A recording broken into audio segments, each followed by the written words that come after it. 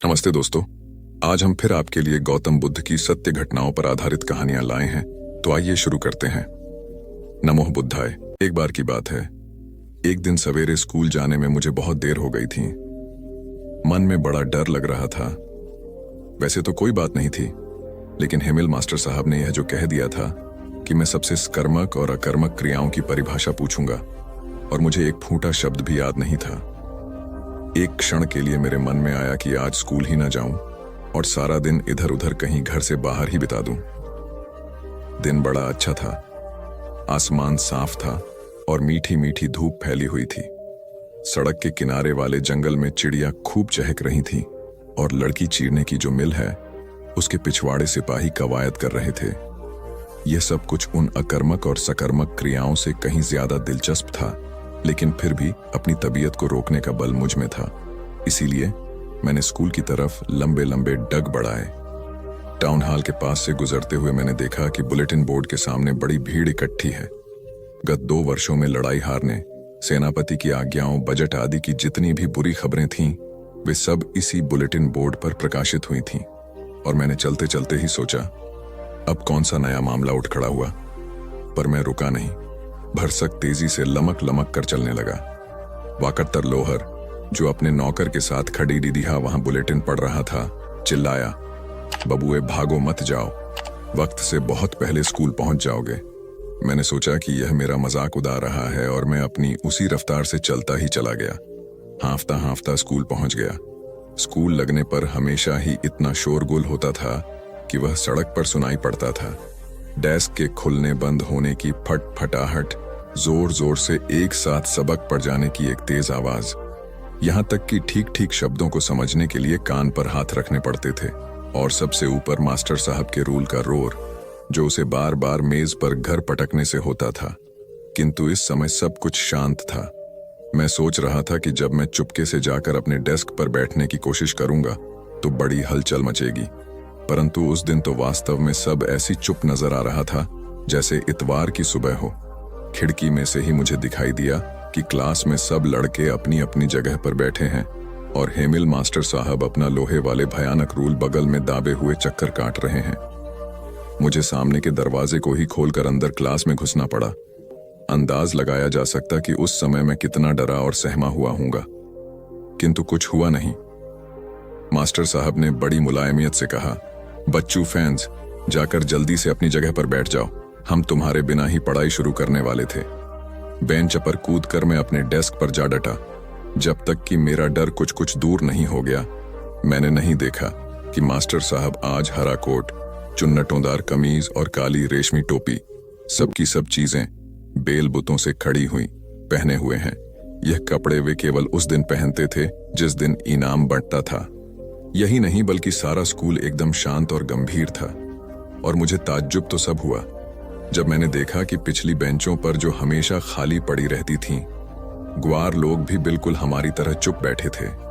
तिपंखा टोप लगाए बुढ़ा हौसर बैठा था, जो किसी जमाने में नगर का मेयर था। इसके सिवाय एक भूतपूर्व पोस्ट साहब भी अन्य कई व्यक्तियों के साथ बैठे हुए थे। सब के सब मातमी मुद्रा बनाए हुए थे। हाउसर साहब अपने साथ एक पुरानी फटी चिठड़ा प्राइमर उठा लाए थे। उसी खोले हुए अपने घुटनों पर रखे थे। उनकी बड़ी बड़ी ऐनक भी उसी पर रखी हुई थी। मैं यह सब देखकर आश्चर्य ही कर रहा था कि हेमिल साहब अपनी कुर्सी पर चढ़े और उसी मुलायम तथा विनम्र स्वर में, जिसमें कि आते आते ही मुझे बोले थे, कहने लगे, लड़कों, आज मैं तुमको सबक पढ़ा रहा हूं। बर्लिन से आज्ञा आई है कि आल्जक और लॉरेन के स्कूलों में सिर्फ जर्मन ही पढ़ाई जाए। तुम्हारे लिए कल से कोई नए मास्टर साहब आ जाएंगे, इसलिए आज फ्रेंच का यह तुम्हारा आखिरी सबक है। खून ध्यान से पढ़ना। और यह शब्द मेरे कानों पर जैसे बिजली की तरह गिरे। अब समझ में आया कमबख्तों ने उस बुलेटिन बोर्ड पर क्या लिखा था।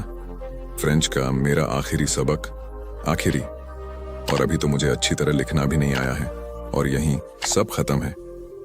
मैं अब आगे नहीं पढ़ सकूंगा क्या? हाय हाय, मैंने अभी तक अपने सबक ना याद करके कितना बुरा किया।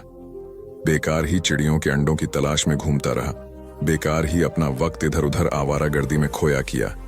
वे किताबें जिनकी सूरत देखकर मुझे बुखार चढ़ता था, व्याकरण इतनी भारी थी कि ले जाने में आफत पड़ती थी, और वह महात्माओं की कहानियां, आज सब मुझे पुराने दोस्तों की तरह लग रहा थी, जिनसे जुड़ा होना अब असंभव मालूम हो रहा था।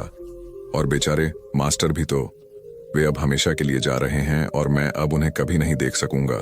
सिर्फ इस कल्पना मात्र से ही मैं हेमिल साहब सख्ती को भूल गया और भूल गया उनके उस लोहे के रूलर को भी। हाय बेचारा, आज इस आखिरी सबक के उपलक्ष्य में ही तो उसने अपने इतवार वाले बढ़िया कपड़े पहने थे। हाँ, और मेरी समझ में आया कि गांवों के वे वृद्ध सज्जन गण क्यों पीछे बेंचों पर बैठे थे और इतने सुस्त थे। अब वे फिर कभी स्कूल में आ जो नहीं सकेंगे। मास्टर साहब की 40 वर्ष की सेवा के प्रति अपनी कृतज्ञता प्रकट करने और उस देश का अभिनंदन करने जो अब उनका नहीं रहा था, वे लोग आए थे। मैं यही सोच विचार कर रहा था कि मेरा नाम पुकारा गया। अकर्मक क्रिया की परिभाषा सुनाने का अब मेरा नंबर था। क्या उस अकर्मक क्रिया की कठिन परिभाषा को बिना एक ही गलती किए हूं मैं जोर से और साफ साफ नहीं कह सकता था, लेकिन पहले ही शब्द में गड्ढा बद्धा गया और बुत बना खड्डा रह गया। दिल मेरा धक धक कर रहा था और ऊपर आंख उठाने की हिम्मत नहीं होती थी। मास्टर हेमिल ने कहना शुरू कर दिया था, फ्रेंड्स, मैं तुम्हें फटकारूंगा नहीं, तुम्हें खुद ही शर्म आनी चाहिए। कितनी बुरी बात है। हम लोग रोज रोज यही कहते थे कि ओह बहुतेरा वक्त है, कल पढ़ लेंगे, और तुम देखो कि यही कहते कहते हम कहां आ पहुंचे हैं। कल अब हमारे लिए नहीं आएगा। कल आजकल में वे जर्मन लोग आ जाएंगे और कहेंगे, यह क्या बात है, तुम लोग बनते तो फ्रांसीसी हो पर अपनी ही भाषा न लिख सकते हो और न पढ़ सकते हो। और फ्रेंड्स, एक तुम ही ऐसे नहीं हो, वरन हम में से और भी ना जाने कितने ही ऐसे हैं जिन्हें यह भर्त्सना सुनने को मिल सकती है। तुम्हारे पिता तुम्हें पढ़ाने के लिए चिंतित नहीं थे, वे तुम्हें किसी खेत या मिल में काम पर लगा देना पसंद करते थे जिससे कि कुछ और आमदनी ही हो। और मैं भी दोषी हूं ही। क्या मैंने अक्सर ही पढ़ाने के बजाय तुम्हें अपने बगीचे में पानी देने नहीं भेजा है? और जब मैं मछली के शिकार को जाता था तब भी तो तुम्हें एक दिन की छुट्टी दे जाता था। इस प्रकार हेमिल साहब इधर उधर की बातचीत करते करते फ्रेंच भाषा पर ही आ गए। कहने लगे, संसार की सबसे सुंदर भाषा है, यह सबसे ज्यादा साफ और सही। हमें इसकी पूरी पूरी रक्षा करनी होगी, क्योंकि जब देश गुलाम हो जाता है तब उसकी स्वतंत्रता वापस लेने की केवल एक ही कुंजी शेष रह जाती है, और वह कुंजी है उसकी भाषा। परतंत्रता की जेल में बंद मनुष्य के लिए उसकी अपनी भाषा ही उसकी स्वतंत्रता दायक कुंजी है। ये कह चुकने के बाद मास्टर साहब ने व्याकरण खोली और सबक पढ़ाने लगे। मुझे बड़ा आश्चर्य हुआ कि वह तो सब समझ में खूब अच्छी तरह आ रहा था। मेरा ख्याल है कि न तो मैंने कभी इतना ध्यान लगाकर कभी पढ़ा ही था, और न मास्टर साहब ने ही तबीयत लगाकर इतनी अच्छी तरह कभी पढ़ाया ही था। ऐसा मालूम होता था कि वे बेचारे जो कुछ जानते थे, जाने से पहले वह सभी पढ़ा देना चाहते थे, और सो भी एक ही बार में हमारे दिमागों में ठूंस देना चाहते थे। व्याकरण के बाद सुलेखा शुरू हुआ। आज हेमिल साहब हम लोगों के लिए नई नई कापियां लाए थे, जिनमें बड़े ही खूबसूरत गोल गोल अक्षरों में लिखा हुआ था, आलजक, फ्रांस, आलजक। इतने बड़े बड़े शब्दों से लिखी इन कापियों के सफ़े क्लास भर में ऐसे लगते थे जैसे हर एक डेस्क पर झंडा फर रहा हो, और सब चुपचाप बैठे लिखने में तन्मय थे। पन्नों पर चलती हुई निबों की आवाज भर होती थी। एक बार कुछ भौरे कमरे में उड़ाए, किंतु किसी ने भी उनकी ओर ध्यान नहीं दिया, छोटे छोटे बच्चों ने भी नहीं, जो अक्षरों की गोलाई को भी ध्यानपूर्वक इतनी सावधानी से बना रहे थे जैसे वे गोलायां भी फ्रेंच हों। छत पर कबूतर बोल रहे थे।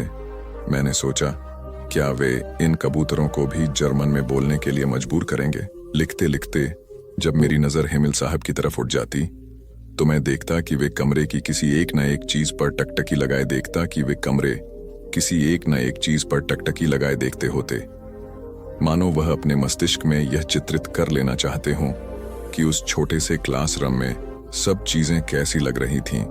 ख्याल कीजिए, 40 बरस से वे इसी कमरे में रहे हैं, इसी कमरे में जहां उनके सामने हमेशा उनकी क्लास बैठी रही है और जिसकी खिड़की से बाहर बगीचा चमकता रहा है। पूरे 40 वर्ष सब कुछ वैसा ही था, केवल डेस्क और कुर्सियां घिस घिस कर चिकनी हो गई थीं। बगीचे में वालनट का पेड़ बड़ा हो गया था, और वह हाँप बेल जो स्वयं उन्होंने अपने हाथों लगाई थी, खिड़कियों के सहारे बल खाती हुई छत पर जा पहुंची थी। उफ, बेचारा गरीब। ये सब छोड़ते हुए उसके दिल में कितना दर्द उठ रहा होगा। छत पर ऊपर उनकी बहन संदूक ठीक कर रही थी। सो उसकी खतर पटर भी क्लासरूम में सुनाई पड़ रही थी। कल ही उन्हें देश छोड़कर चला जो जाना है, और वे हरेक का सबक सुनने की हिम्मत बांधे रहे। सुलेख लिखाने के बाद इतिहास का एक पाठ उन्होंने पढ़ाया। फिर बच्चों ने बा बेबी ओ बू करके शोर करना शुरू कर दिया। वहां कमरे के पंखे बेंच पर वृद्ध हौसर ने चश्मा पहनकर और प्राइमर दोनों हाथ में पकड़कर पढ़ना शुरू कर दिया, और वे भी चिल्ला से ही रहे थे। भावावेश से उनकी आवाज कांपने लगी थी, और हमें सुनने में इतना मजा आ रहा था कि खूब हंसने और शोर करने की जी चाहता था। और वह आखिरी सबक मुझे कितनी अच्छी तरह याद है। यकायक गिरजे के घंटे ने 12 बजाए, और इसी के बाद एजिलस के घंटे ने भी। ठीक इसी वक्त कवायद करके लौटते हुए प्रशियन सैनिकों की तुरही भी खिड़की के पास सुनाई पड़ी। हेमिल मास्टर साहब भी कुर्सी से उठ खड़े हुए। बिल्कुल पीले पीले और लंबे लंबे लग रहे थे मुझे, इतने कि जितने मुझे कभी नहीं मालूम पड़े थे। दोस्तों, उन्होंने कहा, मैं और जैसे उनके गले में कुछ अटक गया, वे आगे बोल नहीं सके। मेज पर से चाक का एक टुकड़ा उठाकर वे चुपचाप बड़ी शान के साथ ब्लैक बोर्ड की तरफ चले। उस पर जितने बड़े बड़े अक्षर लिखे जा सकते थे उनमें लिख दिया, फ्रांस जिंदाबाद। और लिखकर उन्होंने अपना सर दीवार के शेर टिका दिया। बिना बोले उन्होंने अपना हाथ हिलाकर आदेश दिया, जाओ, स्कूल खत्म। थॉर्डर ओवरज अपने पैरिश का सबसे अधिक संपन्न और प्रभावशाली व्यक्ति था। एक दिन यकायक बहुत जल्दी में वह पादरी के पास पहुंचा और बोला, मेरे लड़का हुआ है और उसका नामकरण संस्कार कराना चाहता हूं। उसका नाम क्या रखेंगे? अपने पिता के नाम पर, फिन। और गवाह कौन होंगे? थॉर डाडीच ने अपने पैरिश के कुछ प्रसिद्धतम सज्जनों और महिलाओं के नाम गिना दिए। अच्छा, और कुछ? पादरी ने सर ऊपर उठाकर पूछा। टॉड कुछ देर हिचकिचाने के बाद बोला, मैं चाहता हूं यहीं गिरजे में लाकर उसका नाम रखने की रस्म अदा की जाए, यानी इसी हफ्ते में किसी दिन। हाँ, अगले शनिचर को 12 बजे दोपहर को। ठीक। और कुछ? पादरी ने पूछा। नहीं तो, कहकर थॉर ने अपनी टोपी उठा ली और उसे लपेट सी देते हुए चलने का उपक्रम किया। पादरी उठा। हाँ, अभी एक बात बाकी है। और थॉर डीएच की तरफ बढ़ा और उसका हाथ पकड़कर और गंभीरता पूर्वक उसकी आंखों में अपनी दृष्टि गड़ाते हुए बोला, ईश्वर करे तुम्हारा बेटा तुम्हारे लिए वरदान सिद्ध हो। 16 वर्ष बाद आज थॉर डीएच फिर पादरी के पास आया था। ओह, वाकई थॉर डीएच, तुम अपनी जिंदगी बड़े मजे में बिताते हो, पादरी ने कहा, क्योंकि आज 16 वर्ष बाद भी उसने थॉर डीएच में रत्ती भर भी कोई परिवर्तन नहीं पाया, क्योंकि मुझे कोई तकनीक नहीं है। थॉर डीएच के इस उत्तर में संतोष और प्रसन्नता की सुगंध थी। पादरी चुप रहा, पर कुछ क्षणों बाद फिर पूछा, कहो आज क्या खुशी की खबर है? कल मेरा बेटा नौकरी पर मुस्तकिल हो जाएगा। बड़ा होनहार बेटा है, और मैं पादरी को तब कोई दक्षिण नहीं देना चाहता जब तक कि मुझे यह न मालूम हो जाए कि गिरजे में बेटे को कौन सा स्थान मिलेगा। उसे सबसे अगली जगह मिलेगी। अच्छा, तो फिर ठीक है, लीजिए यह $10 और कुछ मेरे योग्य सेवा। पादरी ने डॉलर लेकर थॉर डीएच की तरफ टकटकी लगाकर पूछा। और तो कुछ नहीं, सब कृपा है आपकी। थॉर डीएच चला गया और भी 8 बरस निकल गए। एक दिन पादरी साहब के कमरे के बाहर बड़ा शोर सुनाई पड़ता था, क्योंकि बहुत से लोग गिरजे में आ रहे थे। उन सब के आगे आगे थॉर डीएच था। पादरी के कमरे में सबसे पहले थॉर डीएच घुसा। पादरी ने नजर ऊपर उठाई और पहचान लिया। आज तो तुम बड़े ठाठ के साथ आए हो थॉर डीएच, कहो क्या मामला है? मैं इसलिए आया हूं कि मेरे बेटे पर विवाह संबंधी नियम लागू कर दिए जाएं, क्योंकि गदमंद की लड़की कैरिन स्टोलिंदेन से उसकी शादी पक्की हो गई है। गदमंद यह रहे, उसने अपने पास ही खड़े हुए एक सज्जन की ओर इशारा करके कहा। ओह, तब तो वह इस पैरिश की सबसे धनी लड़की है। सुनता तो हूं, थॉर डीएच ने हाथ से सिर के बाल ऊपर करते हुए कहा। कुछ देर तक पादरी चुप बैठा रहा, जैसे गहरे विचार में तल्लीन हो। फिर अपने रजिस्टर में बिना कुछ बोले उन लोगों के नाम लिख लिए, और वहां पर गदमंद और थॉर डीएच ने $3 मेज कर दिए। दस्तखत करने के बाद थॉर डीएच ने $3 मेज पर रख दिए। मैं सिर्फ एक ही ले सकता हूं, पादरी ने कहा। सो तो ठीक है, पर तो मेरा इकलौता बेटा है, बिल्कुल इकलौता, इसीलिए मैं उसकी शादी भी जरा शान के साथ करना चाहता हूं। और तब पादरी ने वे $3 स्वीकार कर ली। थॉर डीएच, आज तुम तीसरी बार अपने बेटे की वजह से आए हो, लेकिन अब तो मैं उससे निपट गया, थॉर डीएच ने कहा। और अपनी पॉकेट बुक बंद करते हुए धन्यवाद देकर चला गया और उसके साथी भी पीछे पीछे चले गए। एक पखवाड़े के बाद दिन बहुत अच्छा लग रहा था। नाव में बाप बेटे झील पार कर रहे थे। वे स्टोलिंदेन को ब्याहने जो जा रहे थे। अरे ये जगह तो खतरनाक है, फिन से अपनी सीट को सीधा करने के लिए उस पर से उठते हुए थॉर्ड डीएच ने कहा। जिस तख्ते पर फिन खड़ा हुआ था वह उसी क्षण उसके पैरों तले से खिसक गया। उसने हाथ फेंके, चिल्लाया और पानी में जा गिरा। थॉर्ड चीखा, ले ये पतवार पकड़ ले, और फौरन खड़े होकर उसने पतवार फिन की तरफ फेंकी। किंतु फिन के हाथ में पतवार नहीं आई। उसने बहुतेरी कोशिश की और वह थक कर अकड़ने भी लगा। अच्छा जरा ठहरो, घबराओ नहीं, थॉर्ड ने आश्वासन दिलाया और नाव को उसकी तरफ खेने लगा। तब तक बेटे ने पलटा खाया, एक आंसू भरी नजर से अपने बाप को देखा और गड़प हो गया। थॉर्ड को अपनी आंखों पर विश्वास नहीं हो रहा था। नाव को एक ही जगह रोके हुए वह जगह को एकटक देखता रहा जहां अभी अभी फिन डूबा था, जैसे उस जगह को एकटक देखता रहा जहां अभी अभी फिन डूबा था, जैसे वह इंतजार कर रहा था कि अभी हाल ही मेरा ऊपर निकल आएगा। उसी जगह पर पानी में कुछ बुलबुले उठे, कुछ और उठे, और फिर एक बड़ा सा बुलबुला उठा और फूटा गया। झील की सतह फिर दर्पण की तरह स्वच्छ और निर्मल हो गई। 3 दिन और 3 रात न कुछ खाया न जरा भी सोया। बराबर उसी जगह के चारों तरफ नाव में थोड़ा चक्कर काटता रहा। बेटे की लाश तो अभी तक नहीं मिली थी उसे। तीसरी रात खत्म होते होते लाश ऊपर उतर आई। उसे गोद में लेकर वह पहाड़ी के ऊपर अपने बाग की तरफ चला। करीब करीब 1 साल बाद पतझड़ की वह शाम, कमरे के बाहर दालान में कुछ आहट सुनाई पड़ी, जैसे दरवाजे की कुंडी खटखटा सा रहा था। पादरी ने जाकर दरवाजा खोल दिया। कमर झुकी हुई, सफेद बाल, लंबा और दुबला एक आदमी कमरे में आ घुसा। पादरी उसे काफी देर तक गौर से देखता रहा, तब खिन जाकर उसे पहचान पाया। वह थॉर्ड ही था। इतनी देर में घर से निकले हो? पादरी ने पूछा और फिर मौन होकर निश्चल खड़ा रह गया। हाँ, देर तो हो गई, कहकर थॉर्ड एक कुर्सी पर बैठ गया। पादरी भी बैठ गया और जैसे कुछ प्रतीक्षा करने लगा। समय बीतता जा रहा था और बहुत सारा बीत गया, पर दोनों के दोनों चुप रहे। आखिरकार थॉर्ड आज ने चुप तोड़ी। मैं गरीबों को कुछ देना चाहता हूं, जिससे कि मेरे बेटे का नाम चलता रहे। यह कहकर वह उठा और कुछ डॉलर मेज पर रख दिए और फिर बैठ गया। पादरी ने डॉलर गिने। यह तो बहुत अधिक धन है, पादरी बोला। यह मेरे बाग की आधी कीमत है, आज ही मैंने बेंच कर चुका हूं। फिर बहुत देर तक मौन बैठे रहने के बाद पादरी ने बड़ी विनम्रतापूर्वक कहा, तो फिर अब क्या करने का इरादा है? कुछ भलाई का काम। थोड़ी देर तक दोनों फिर चुप बैठे रहे। थोर्डा की आंखें जमीन की तरफ झुक हुई थीं और पाडर की आंखें थोर्डा की आंखें की तरफ।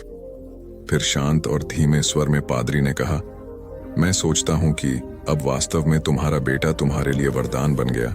हाँ, मैं भी यह सोचता हूं, थोर्डा ने झुकी पलकें उठाकर कहा, और 2 बड़े बड़े आंसू सूखे झुर्रियोंदार गालों पर बह चले। मैं एक मामूली औरत हूं, इतनी मामूली हूं कि आपकी नजर भी मुझ पर नहीं पड़ी, लेकिन मैं आपको देख रही हूं। आप अपनी बीवी के साथ डॉक्टर के यहां जा रहे हैं, उसकी कोख में लड़की या लड़का, यह जानने के लिए। असल में आप अपनी लड़की की हत्या करना चाहते हैं, कोख में ही। आपको यह ख्याल भी नहीं आ सकता कि जिस सड़क से आप जा रहे हैं उसे मैंने बनाया है। मैंने यहां रोड़ियां बिछाई और फिर उन्हें दुर्मुट से कूटा था।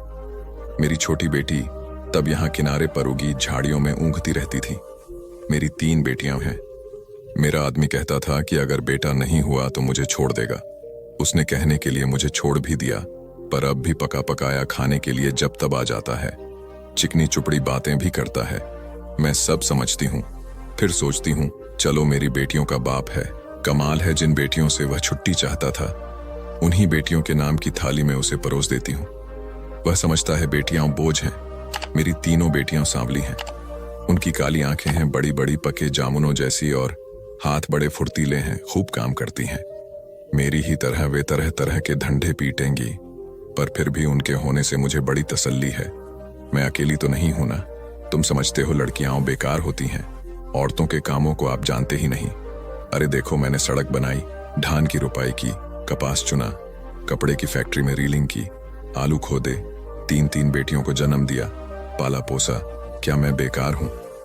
ये जो तुम चाय पीते हो, इसकी पत्तियां भी लड़कियां ही चुनती हैं, और क्या क्या नहीं करती। इतने धंधे औरतें करती हैं कि गिनवाने मुश्किल, और तुम्हारा ये सूटर कोई 1 पौंड का होगा।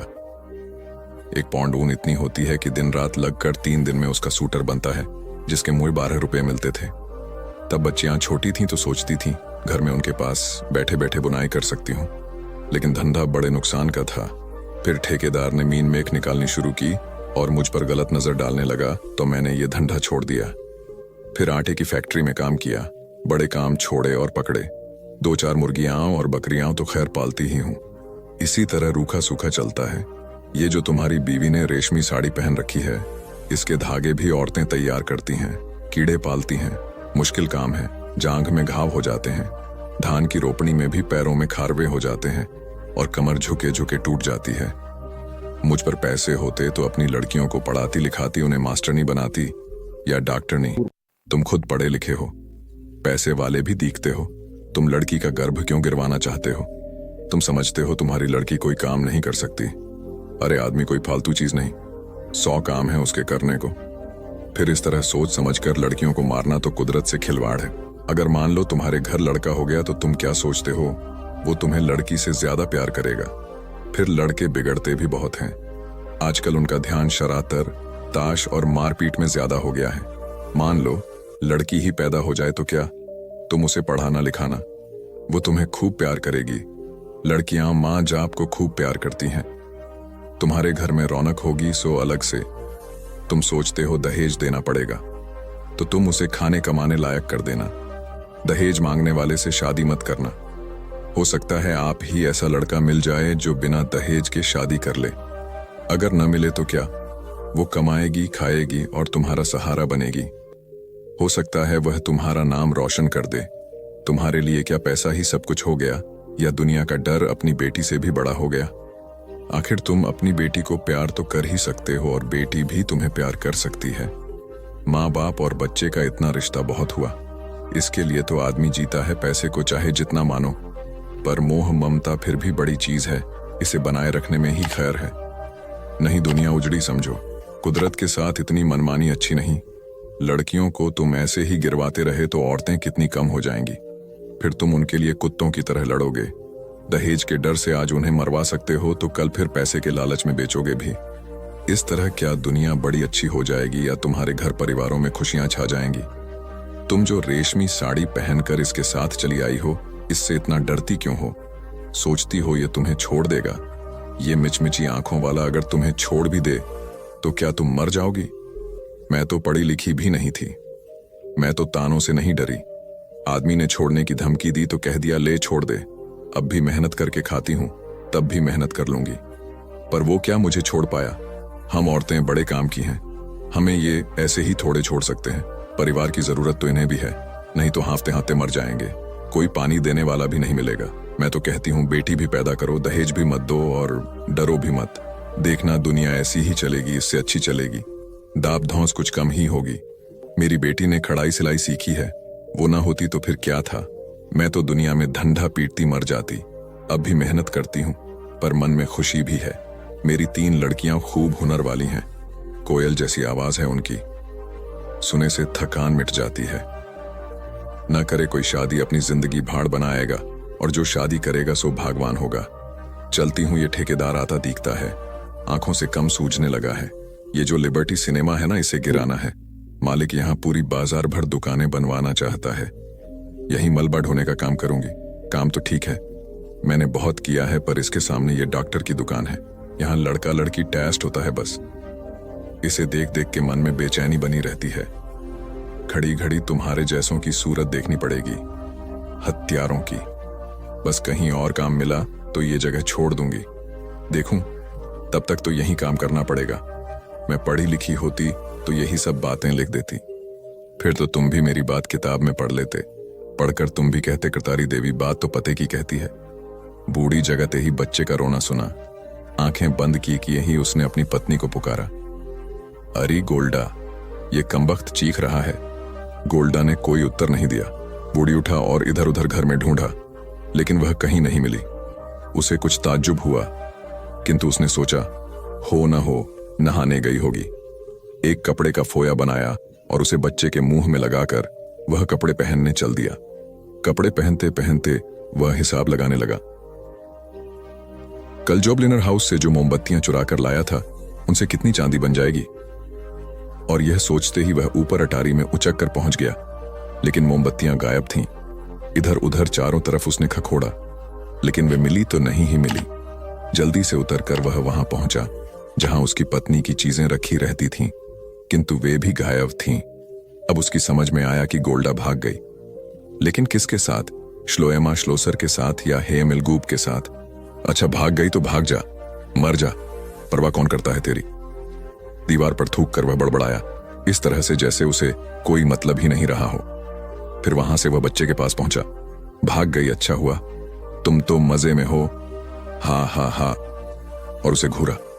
और वह फिर सोचने लगा, आखिर इस कमबख्त का क्या होगा अब? अगर मुझे पता लग जाए कि यह गई कहां, तो इसे वहीं उसके दरवाजे पर पटक आऊं कहकर, ले यह तेरा है, संभाल इसे। यकायक एक दुर्भावना उसके मन में उठी, जिसके कारण उसका मुख पीला पड़ गया, हाथ पैर कांपने लगे और वह ओंठ काटने लगा। इसी हालत में वह बच्चे के पास पहुंचा, जिसने अपने फटे हुए चिथड़े गंदे कंबल और ओढ़ने को एक तरफ लतिया दिया था और अब खुला पड़ा हुआ मुस्कुरा रहा था। उसकी सूरत देखकर उसे किसी की याद आ गई। क्या कोई पुराना परिचित? ठीक ठीक याद नहीं आ रहा था उसे। वह बच्चे के पास से हट आया और जल्दी से सिर पर हैट रखकर घर में ताला लगाकर वह बाहर चला गया। किस तरफ जा रहा था, क्यों जा रहा था, यह कुछ उसे नहीं मालूम। अंधाधुंध वह चलता ही चला गया, लेकिन उसे चैन नहीं था। बच्चे का रोना उसके कानों को बेंधे डालता था। वह जैसे उसे पुकार पुकार कर बुला रहा था, और उसने देखा वह वैसे ही अपनी नन्ही नन्ही टांगें चला रहा है, सुबक सुबक कर रो रहा है। नहीं नहीं, मुझे लौटना ही चाहिए। पर अगर उस सुसरी को इस वक्त कहीं पकड़ पाता तो गला घोंट देता। गला जीभ निकल पड़ी कमबख्त की। सत्यानाश हो हत्यारिन का। और यही मन में चीखते चिल्लाते वह एक नानबाई की दुकान में घुस गया, एक क्रीम रोल खरीदी और घर लौट पड़ा। बच्चा जैसा का तैसा खुला पड़ा मुस्कुरा रहा था। मौत भी तो नहीं आती, इस कमबख्त कैसा मजे में लेटा मुस्कुरा रहा है, अभागा कहीं का। और वह फिर घर से चल दिया, किंतु उसके कदम आगे उठते ही न थे। उसको यही लगता था कि बच्चा रो रहा है, और बस उसका दिल जैसे क्षोभ के मारे ऐंठने लगता। उसने कसकर दोनों हाथों की मुट्ठी भींची, जैसे झुंझलाकर कोई संकल्प किया। फिर घर लौट आया। इस बार तो बच्चा मां म्या म्या करके खूब ही रो रहा था। तेरी अम्मा, आह भागे, ढूंढ न जाकर अपनी उस दुलारी अम्मा को, उसे तो प्लेग ले गया, प्लेग। फिर उसने बच्चे को गोद में उठा लिया। बच्चा उसकी छाती से चिपटने लगा और अपने नन्हे पतले ओंठों से मां का दूध ढूंढने लगा। आग लगे उस पापिन में, वह बच्चे के कोमल गालों और सुकुमार शरीर पर प्यार से हाथ फेरते हुए बलबल आया। मुन्ना मेरा रोता नहीं, मेरा श्लोआई मालिक कैसा चुप जा चुपना, बड़ा अच्छा मुन्ना है मेरा। बच्चे ने अपने ओंठ और भी व्यग्रता के साथ दूध की खोज में चलाने शुरू कर दिए। हाथ भी इधर उधर चलाने लगा और अपना सिर भी हिलाया, जैसे बस बोलना ही चाहता हो। बच्चे को उसने अपनी छाती से और कसकर चिपटा लिया और दूध की तलाश करने लगा। कुछ थोड़ा सा उसे स्टोव में रखा दिखाई दिया, लेकिन वह बहुत ही कम था। उसने क्रीम रोल को उसमें भिगोया और चम्मच से लेकर धीरे धीरे उसे चुसाने लगा। साथ ही बड़े प्यार से बातें भी करता जाता था। बेटा हमारा खा लो ना मुन्ना, कैसा राजा, हाँ हमारा राजा बेटा, तेरी अम्मा बड़ी कमबख्त है, तुझे अकेला छोड़कर चली गई है, पाप पड़ेगा, उस पर नरक में गिरेगी हरामजादी। कुतिया भी तो अपने पिल्ले को इस तरह से छोड़कर नहीं भागती, वह कुतिया से भी गई बीती है, रोते नहीं है। मैं कुसुम खाकर कहता हूं, तुझे कभी नहीं छोड़ेगा, कभी नहीं। जब बच्चा चुप हो गया, तब उसे कपड़ों में लपेटकर वह बाहर सड़क पर आया, और उसके सड़क पर आते ही बाजार में हलचल मच गई। बूढ़ी कुलक के पास बच्चा क्रैडनिक अपनी जगह से ही चिल्लाया, वाह भाई कुलक, ये पिल्ला कहां पाया तुमने। बाहें फैलाकर क्रैडनिक की बीबी उठी और कुलक की तरफ भागी।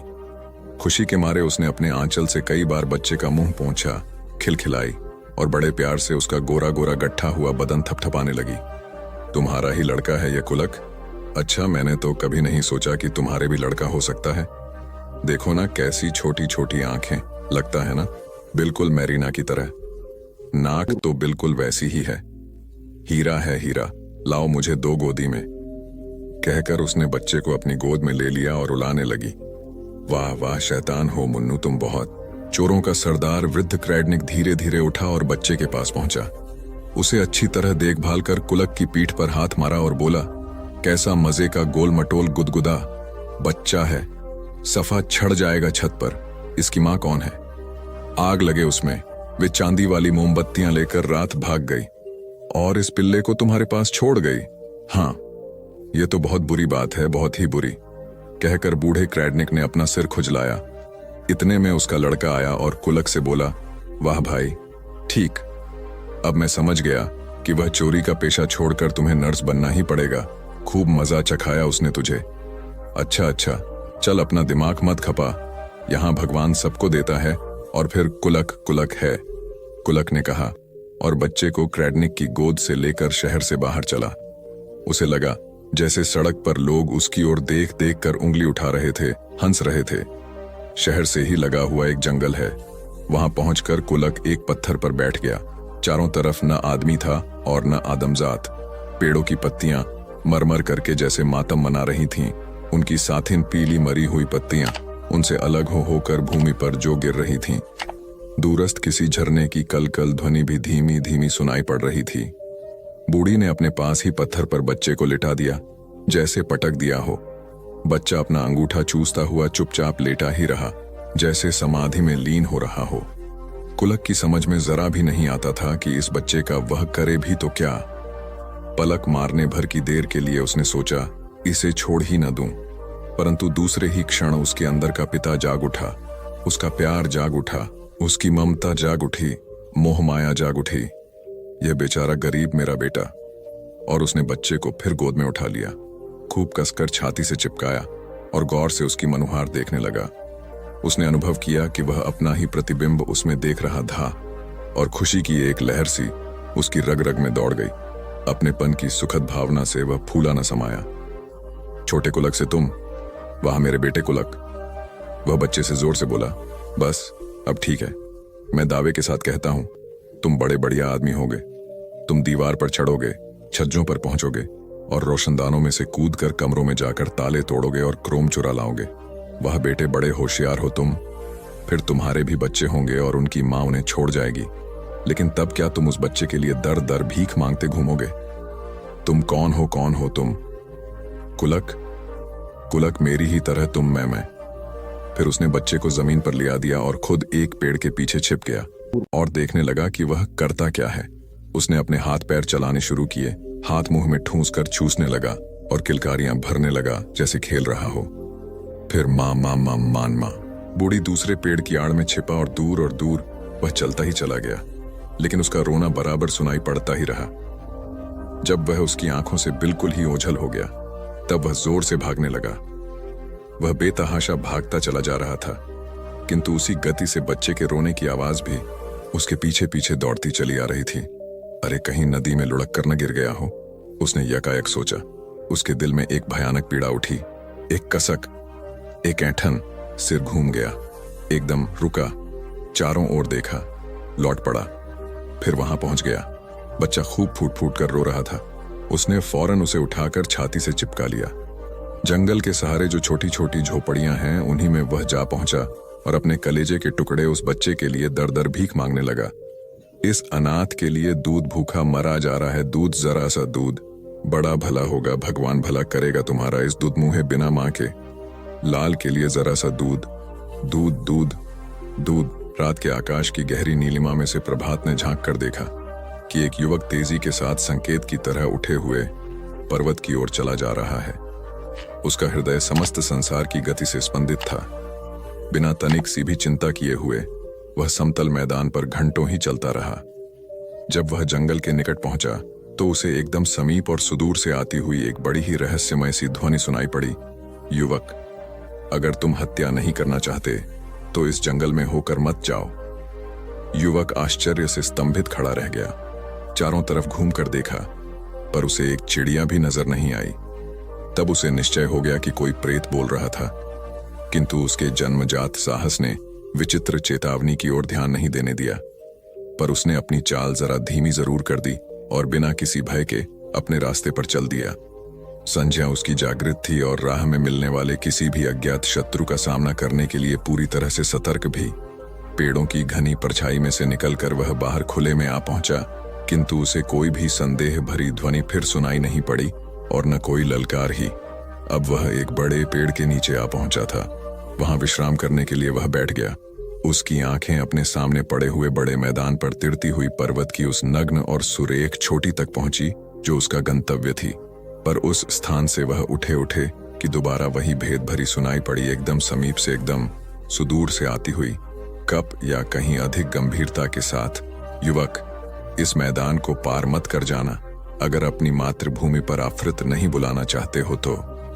इस बार युवक के स्वाभिमान ने उसे कोई परवाह नहीं करने दी और स्वयं उस अर्थहीन तथा मूर्खतापूर्ण चेतावनी पर, जिसमें जैसे कुछ भारी भेद भरा हो, मुस्करा पड़ा और तेजी से चल दिया। मालूम नहीं कि अशांति या आकुलता किसने उसके पैरों में गति भर दी थी। जब वह पर्वत के नीचे अपने गंतव्य के निकट पहुंचा, शाम का गीला धुंध मैदान पर छा चुका था। पत्थर पर वह पूरी तरह से अपना पैर भी नहीं रख पाया था कि वही ध्वनि फिर गूंजने लगी, एकदम समीप से, एकदम सुदूर से, रहस्यमय, किंतु इस बार वह अधिक डरावनी थी।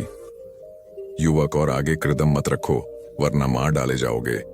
युवक जोर से हंसा और बिना जल्दबाजी या हिचकिचाहट के अपनी राह पर चलता ही गया। और जैसे जैसे वह ऊपर चढ़ता जाता था, अंधेरा होता जाता था, किंतु उसका उत्साह बढ़ता ही गया। जिस समय वह ऐन शिखर पर पहुंचा, उसके मस्तक को सूर्य की अंतिम किरण ने छूमकर ज्योतित कर दिया।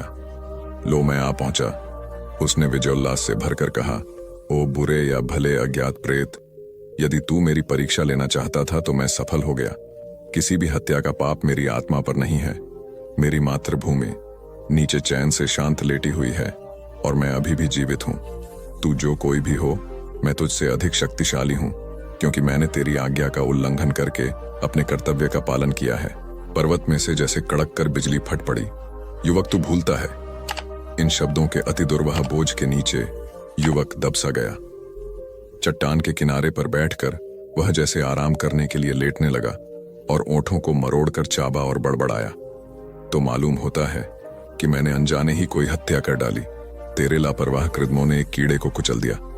प्रत्युत्तर प्रतिध्वनित हुआ और युवक ने फिर अन्यमनस्क होकर उत्तर दिया। ओ, अब समझा। कोई बुरा या भला प्रेत मुझ में नहीं बोल रहा था, बल्कि एक ऐसा प्रेत जो मजाक भी करना जानता है। मुझे नहीं मालूम था कि इस मृत्युलोक में भी ऐसे विचित्र प्राणी रमण किया करते हैं।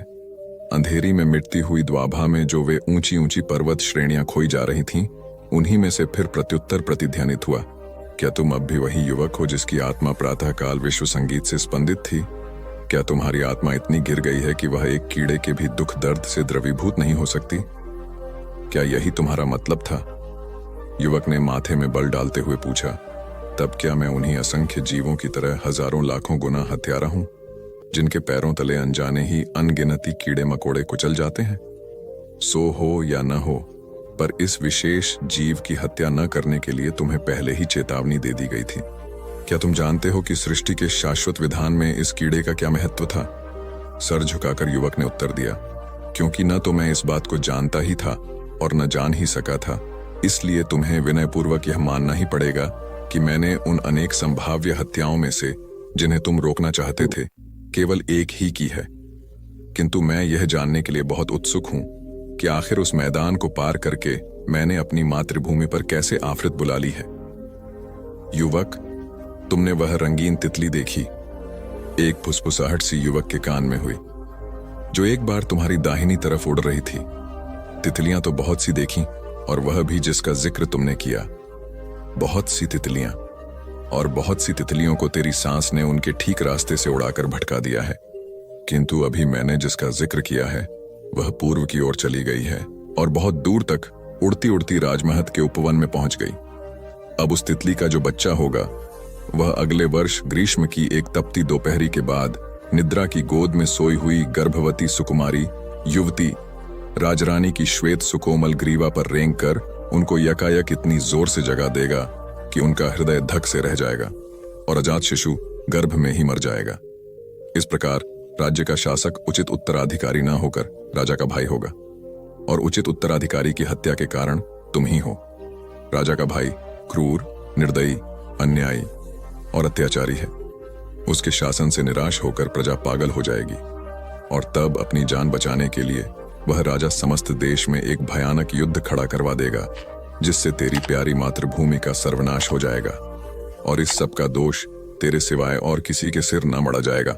और इस सब का कारण है तेरी सांस से उस तितली का पूर्व की ओर राजमहल के उपवन में उड़ जाना। युवक ने अपने कंधे उचकाए। हे अदृष्ट प्रेत, मैं यह कैसे मना कर सकता हूं कि जो कुछ भविष्यवाणी तुमने की है वह सब नहीं होगी, क्योंकि इस पृथ्वी पर एक चीज से ही दूसरी चीज उत्पन्न होती है और अक्सर ही अत्यंत भयानक घटनाएं अत्यंत तुच्छ घटनाओं के कारण हो जाती हैं, और इसी तरह अत्यंत तुच्छ घटनाएं भी अत्यंत विकराल घटनाओं के कारण हो जाती हैं। और फिर मैं इसी भविष्यवाणी में क्यों विश्वास करूं, जबकि मेरी मृत्यु के विषय में तुमने कहा था कि वह तुम्हारे छोटी पर पहुंचते ही हो जाएगी, सो अभी तक नहीं हुई है। जो चढ़ता है उसे लौटकर भी जाना ही होगा। अगर वह फिर अपने मानव भाई बंधुओं के साथ रहना चाहता है। वह भयावह आवाज गूंज उठी। क्या तुमने कभी यह भी सोचा था? युवक यकायक रुका और उसने सोचा कि वह सुरक्षित रास्ते से नीचे उतर जाएगा, किंतु रात का अभेद्य अंधकार उसे अपने अंदर पहले ही बंदी कर चुका था और जब तक प्रभात न हो उसका छुटकारा असंभव था। इतने खतरनाक रास्ते को तय करने के लिए दिन का उजाला अनिवार्य रूप से अपेक्षित था ही। वह दिन कल सवेरे आएगा ही और तब पूरे साहस के साथ वह अपनी राह चल देगा। यह सोचकर वह वहीं चट्टान पर लेटकर विश्रांतिदायक नींद को बुलाने की चेष्टा करने लगा। वहां अविचल वह लेट रहा। मन में तरह तरह की भावनाएं उठ उठकर उसे सोने नहीं दे रही थीं। आखिर उसने अपनी मुंदी हुई आंखों के आरी पलकों को खोला, पर अपने चारों ओर देखते ही डर के मारे उसका दिल और रोम रोम सिहर उठे। एक काला कगार उसे दीख पड़ रहा था, केवल जिसके ऊपर ही होकर नीचे पृथ्वी पर जीवित लौटने के लिए एक राह थी।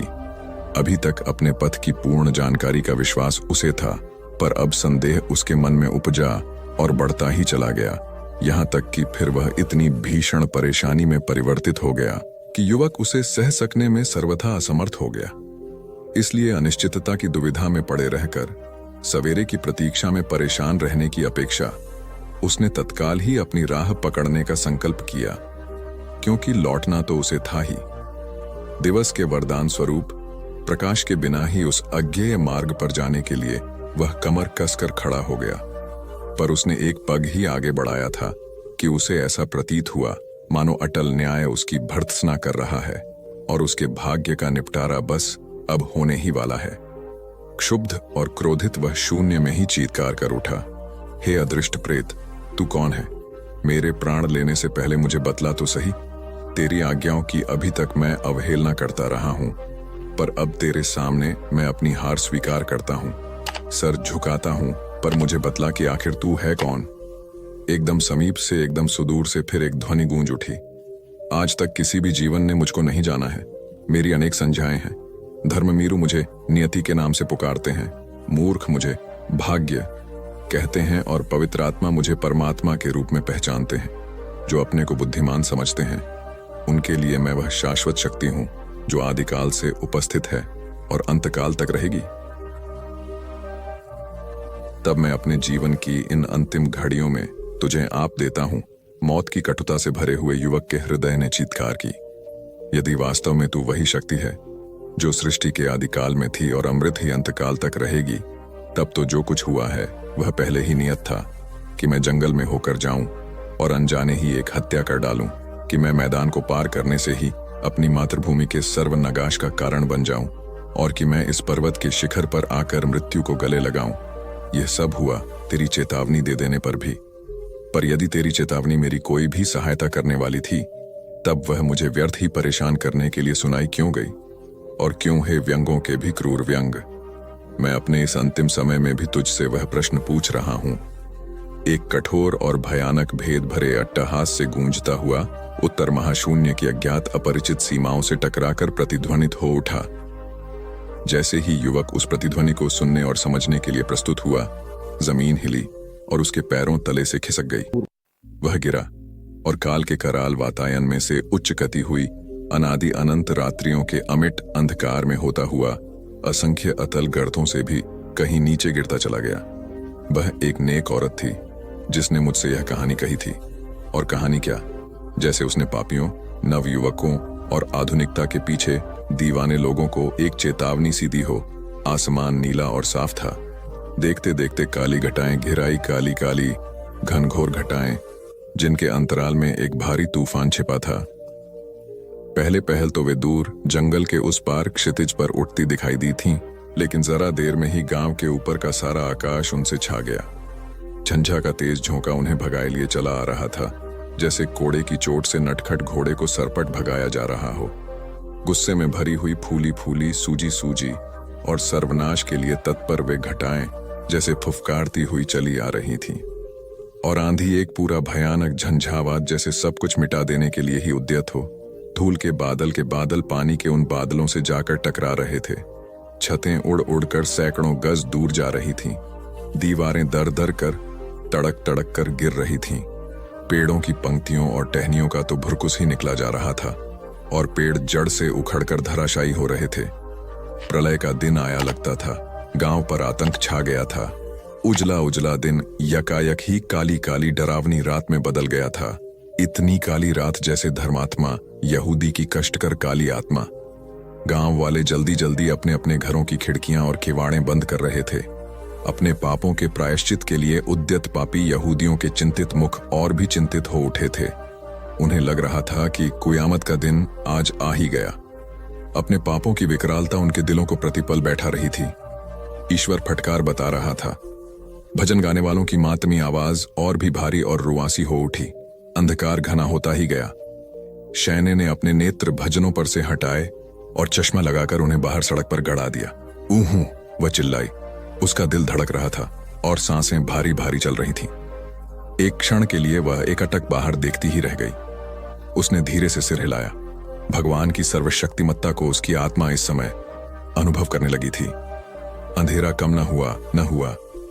घटाओं का अनंत समूह चला ही चला गया। खाक और धूल के बड़े बड़े बगुले हूंकती हुई हवा में चक्कर खाते रहे। शैने और आगे भजन न गा सकी। उसने अपना चश्मा उतारकर भजन की किताब के पन्नों में रख दिया और उठ खड़ी हुई और अपनी पुत्री के कमरे में चली गई। तुमने उससे क्या कहा? उसने कमरे में घुसते घुसते कहा, लेकिन पुत्री कमरे में नहीं थी। वृद्धा ने कमरे का कोना कोना खोज डाला, फिर जाकर रसोई घर देखा। जब वह वहां भी नहीं मिली, तब फिर वह उसी कमरे में लौट आई। लड़की की ओढ़नी गायब थी। कपड़ों की अलमारी खोली, उसकी जैकेट भी नहीं थी। वह चली गई और उसने उससे कह दिया था कि आज घर से बाहर वह कहीं न निकले। कम से कम इस क़यामत के दिन तो वह घर बैठे और उस विघधर्मी छोकरे के पास न जाए। बाहर के काले आसमान की तरह ही उसकी वृद्ध मुद्रा काली हो उठी। बाहर के तूफान की तरह ही उसके दिल में तूफान उठने लगा। वह मरमाहत घायल शेरनी की तरह कमरे में इधर से उधर चक्कर काटने लगी, जैसे किसी को खा जाने के लिए ढूंढ रही हो जो कुछ भी पा जाए उसके टुकड़े टुकड़े कर दे। ऐसी पुत्री से तो बांझ भली थी। उसका उद्वेलित हृदय चीख पड़ा और उसने आकाश की तरफ अपना हाथ उठाया।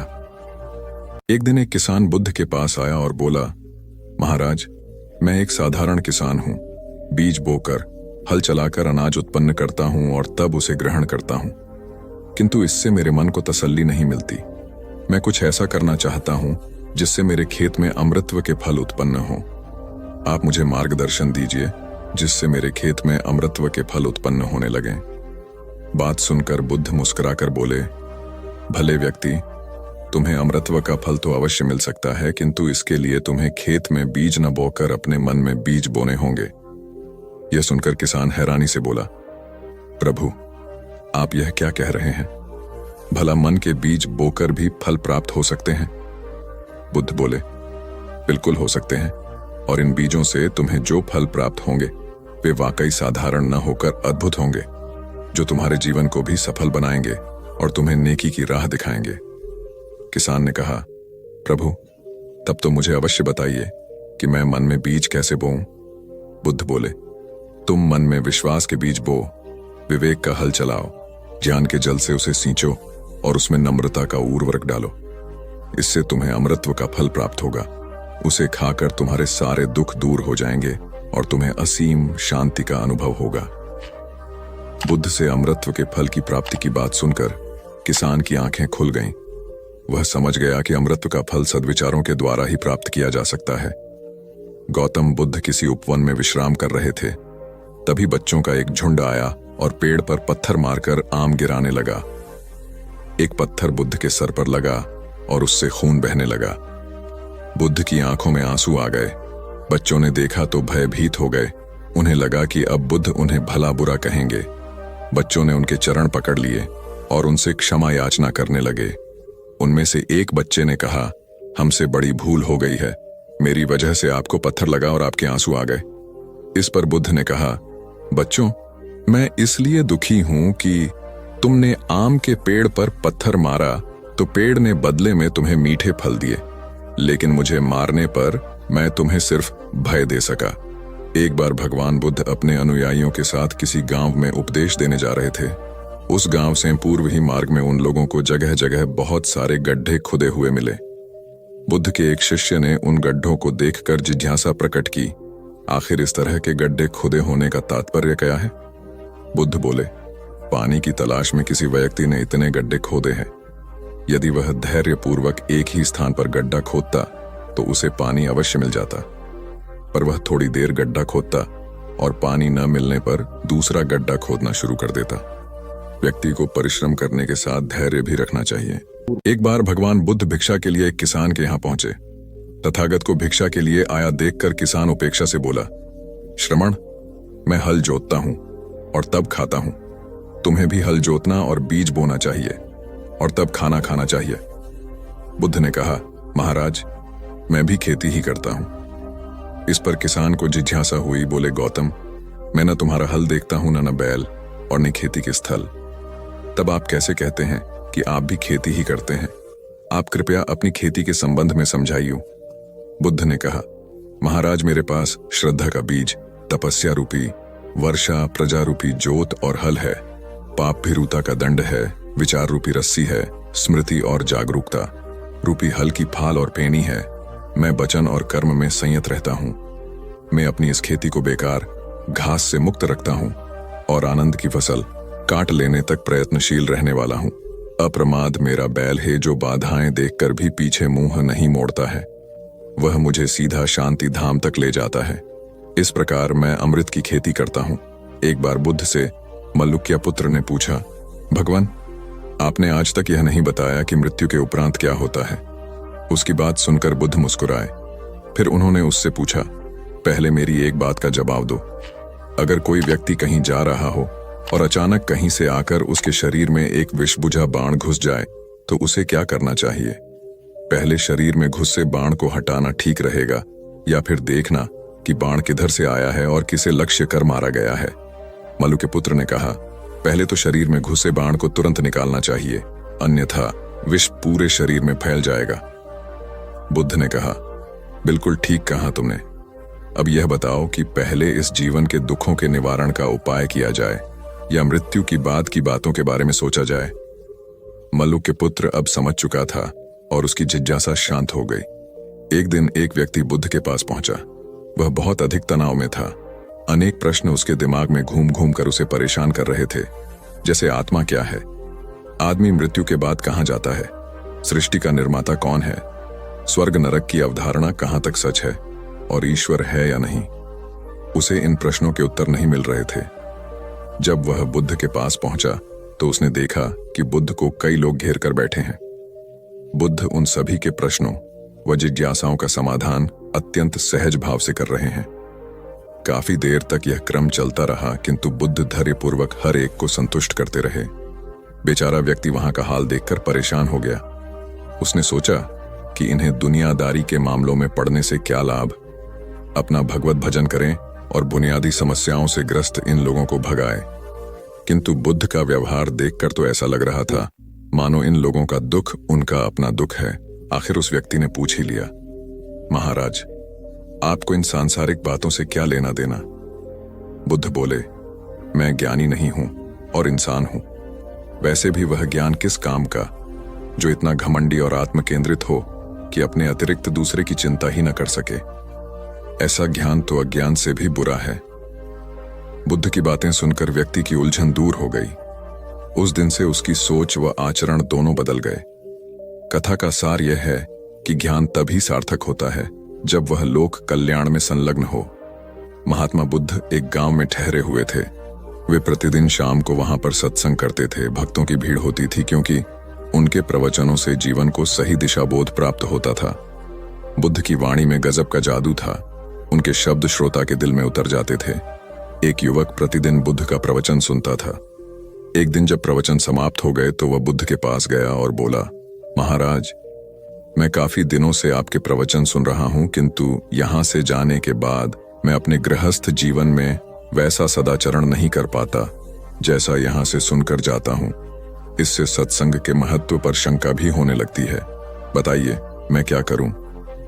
बुद्ध ने युवक को बांस की एक टोकरी देते हुए उसमें पानी भरकर लाने के लिए कहा। युवक टोकरी में जल भरने में असफल रहा। बुद्ध ने यह कार्य निरंतर जारी रखने के लिए कहा। युवक प्रतिदिन टोकरी में जल भरने का प्रयास करता, किंतु सफल नहीं हो पाता। कुछ दिनों बाद बुद्ध ने उससे पूछा, इतने दिनों से टोकरी में लगातार जल डालने से क्या टोकरी में कोई फर्क नजर आया? युवक बोला, एक फर्क जरूर नजर आया है। पहले टोकरी के साथ मिट्टी जमा होती थी, अब वह साफ दिखाई देती है। कोई गंदगी नहीं दिखाई देती है और इसके छेद पहले जितने बड़े नहीं रह गए, वे बहुत छोटे हो गए हैं। तब बुद्ध ने उसे समझाया, यदि इसी तरह उसे पानी में निरंतर डालते रहोगे तो कुछ ही दिनों में ये छेद फूल कर बंद हो जाएंगे और टोकरी में पानी भर पाओगे। इसी प्रकार जो निरंतर सत्संग करते हैं उनका मन एक दिन अवश्य निर्मल हो जाता है। अवगुणों के छिद्र भरने लगते हैं और गुणों का जल भरने लगता है। युवक ने बुद्ध से अपनी समस्या का समाधान पा लिया। निरंतर सत्संग से दुर्जन भी सज्जन हो जाते हैं, क्योंकि महापुरुषों की पवित्र वाणी उनके मानसिक विकारों को दूर कर उनमें सद्विचारों का आलोक प्रसारित कर देती है। एक आदमी को बुद्ध ने सुझाव दिया कि दूर से पानी लाते हो, क्यों नहीं अपने घर के पास एक कुआं खोद लेते? हमेशा के लिए पानी की समस्या से छुटकारा मिल जाएगा। सलाह मानकर उस आदमी ने कुआं खोदना शुरू किया, लेकिन 7-8 फीट खोदने के बाद उसे पानी तो क्या, गीली मिट्टी का भी चिन्ह नहीं मिला। उसने वह जगह छोड़कर दूसरी जगह खुदाई शुरू की, लेकिन 10 फीट खोदने के बाद भी उसमें पानी नहीं निकला। उसने फिर तीसरी जगह कुआं खोदना शुरू किया, लेकिन यहां भी उसे निराशा ही हाथ लगी। इस क्रम में उसने 8-10 फीट के 10 कुएं खोद डाले, लेकिन पानी कहीं नहीं मिला। वह निराश होकर बुद्ध के पास गया। उसने बुद्ध को बताया कि मैंने 10 कुएं खोद डाले, मगर पानी एक में भी नहीं निकला। बुद्ध को आश्चर्य हुआ। वे स्वयं चलकर उस स्थान पर आए जहां उसने 10 गड्ढे खोदे हुए थे। बुद्ध ने उन गड्ढों की गहराई देखी और सारा माजरा समझ गए। फिर वे बोले, 10 कुएं खोदने की बजाय एक कुएं में ही तुम अपना सारा परिश्रम लगाते तो पानी कब का मिल गया होता। तुम सब गड्ढों को बंद कर दो, केवल एक को गहरा करते जाओ, पानी निकल आएगा। उसने बुद्ध की बात मानकर ऐसा ही किया। परिणाम स्वरूप कुआं पूर्ण होते ही पानी निकल आया। सबने भगवान बुद्ध की जय जयकार की।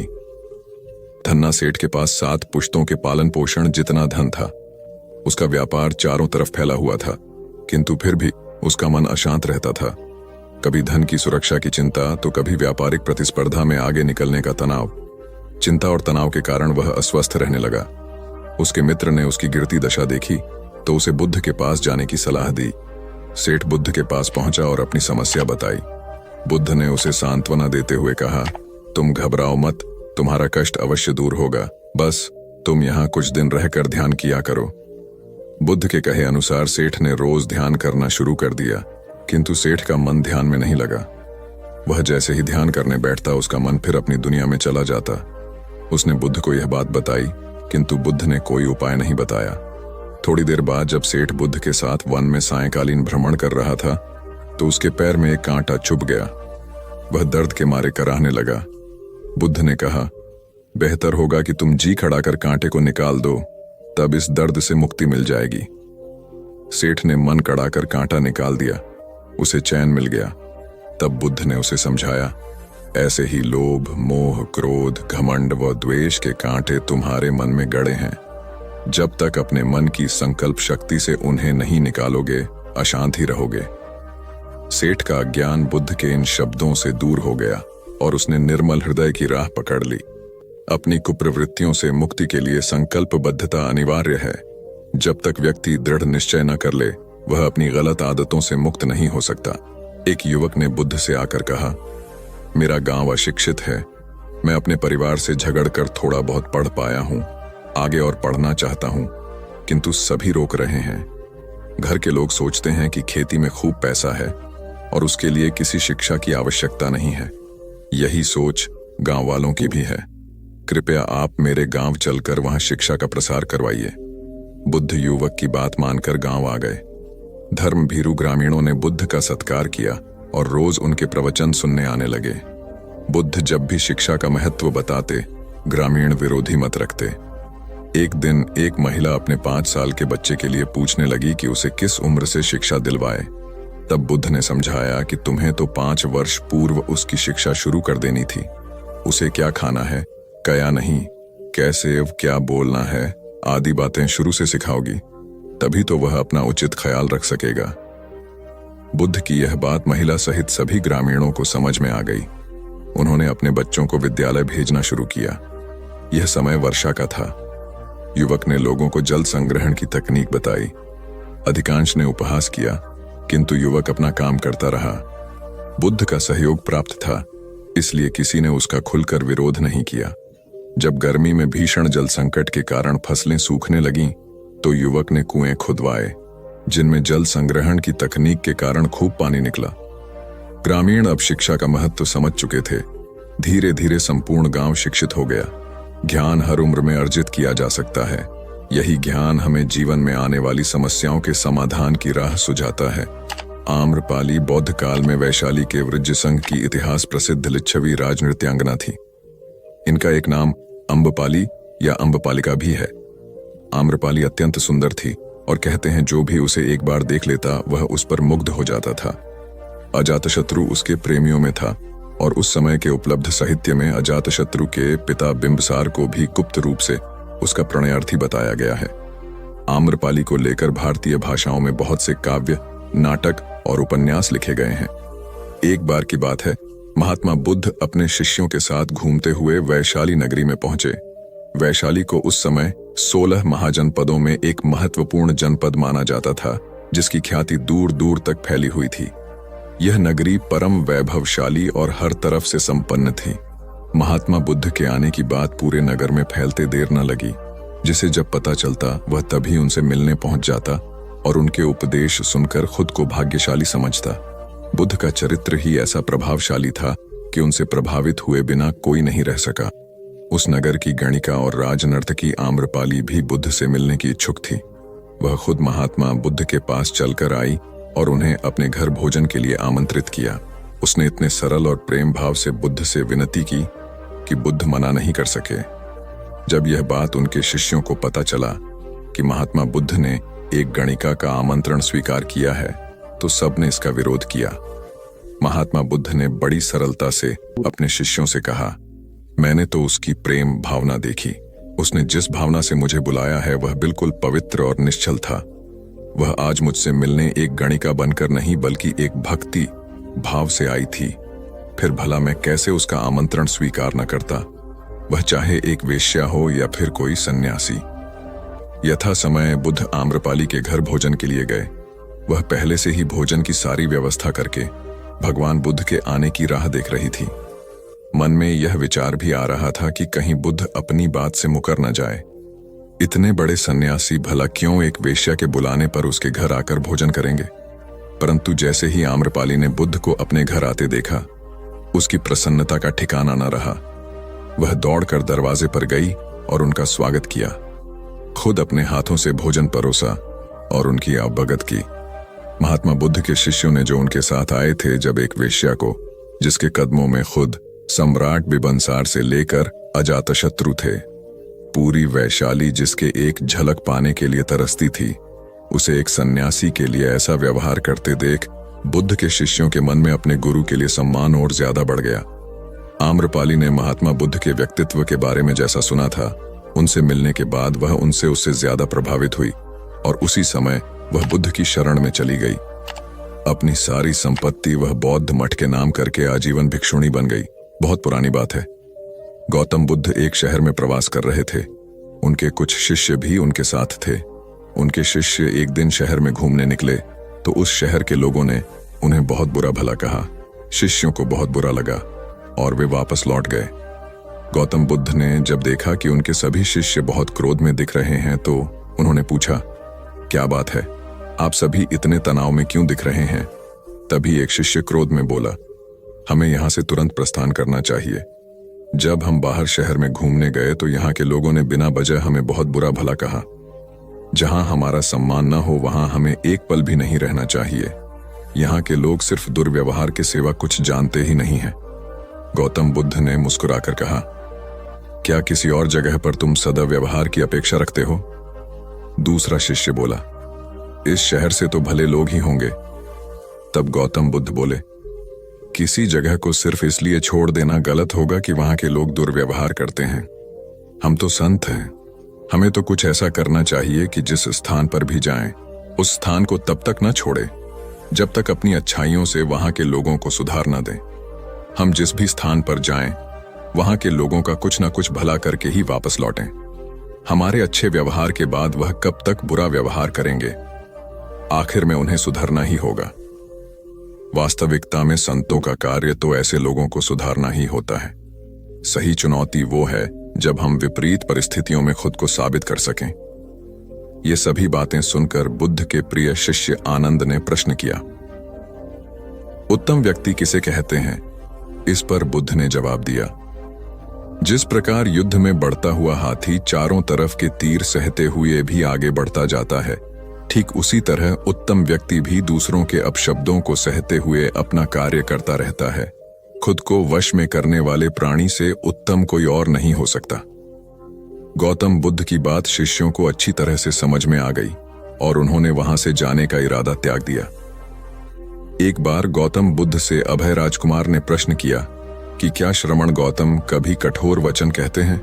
उसने सोच रखा था कि नहीं कहने पर वह बताएगा कि एक बार उन्होंने देवदत्त को नरकगामी कहा था, और यदि हां कहे तो उसने पूछा, जा सकता है कि जब आप कठोर शब्दों का प्रयोग करने से स्वयं को रोक नहीं पाते तब दूसरों को ऐसा उपदेश कैसे देते हैं? बुद्ध ने अभय के प्रश्न का आशय जान लिया। उन्होंने कहा, इसका उत्तर न तो हां में दिया जा सकता है और न नहीं में।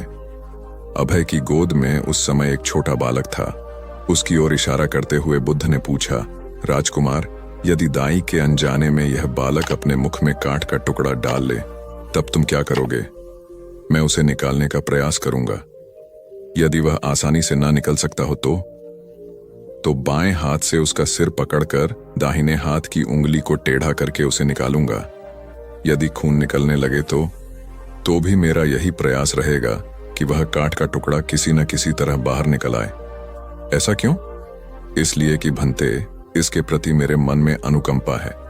राजकुमार, ठीक इसी तरह तथागत जिस वचन के बारे में जानते हैं कि यह मिथ्या या अनर्थकारी है और उससे दूसरों के हृदय को ठेस पहुंचती है, तब उसका वे कभी उच्चारण नहीं करते। पर इसी तरह जो वचन उन्हें सत्य और हितकारी प्रतीत होते हैं तथा दूसरों को प्रिय लगते हैं, उनका वे सदैव उच्चारण करते हैं। इसका कारण यही है कि तथागत के मन में सभी प्राणियों के प्रति अनुकंपा है। एक बार वैशाली के बाहर जाते धम्म प्रचार के लिए जाते हुए गौतम बुद्ध ने देखा कि कुछ सैनिक तेजी से भागती हुई एक लड़की का पीछा कर रहे हैं। वह डरी हुई लड़की एक कुएं के पास जाकर खड़ी हो गई। वह हाँफ रही थी और प्यासी भी थी। बुद्ध ने उस बालिका को अपने पास बुलाया और कहा कि वह उनके लिए कुएं से पानी निकाले, स्वयं भी पिए और उन्हें भी पिलाए।